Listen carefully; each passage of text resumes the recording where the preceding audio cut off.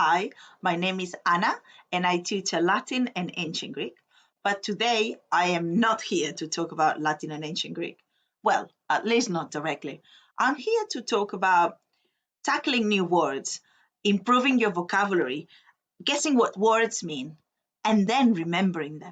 So I'm going to give you some examples of my working method. And if there are any areas of vocabulary that you would like me to cover, please just let me know in the comments below. This is a set of words that I find quite easy to learn together because they have some similarities in meaning, what we call they belong to a similar semantic field.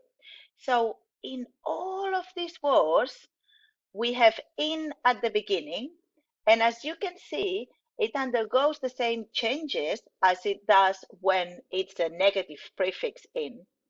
But in this case, it's not a negative prefix. In this case, it's the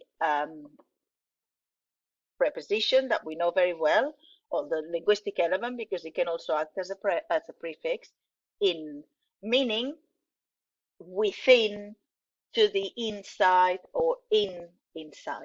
Yes, we have that in English, we have that in Latin, and in fact, we have a doublet, and we'll notice that some words have en and other words have in. En has arrived by other roots into English. Okay, so let's look at them one by one. The first one is illumination. Now, that does not mean lack of light. It's not in lux, illumen. Yeah, it's not lack of light. It's to bring the light in. You can think of cognates for illumination, for example, illustration. We use generally um, enlightenment for intellectual illumination, but actually that's a doublet. Yeah, so they're two words that mean very similar things, but they have different origins and different contexts. So illumination, irradiate, that comes from radius, radius in Latin, which is something that comes out of the center and spreads. You could say a ray, as in a ray of light or a beam of light. So, for example, when we're talking about radiation, you can say that something irradiates. It means that it's emitting to the outside this radiation. It's sending the radiation in. Another one that's really useful to have is incandescent.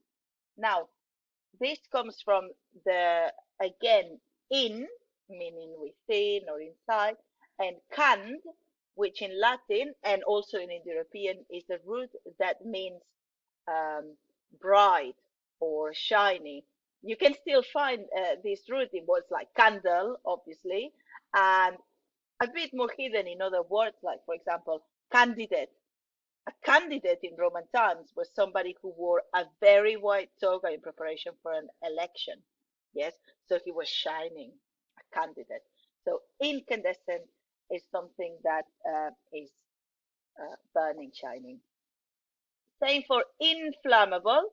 That comes from flamma, which means flame in Latin. And when something goes into flames or turns into flames, we say that it is inflammable. This is a tricky one. You must remember inflammable doesn't mean non-flammable.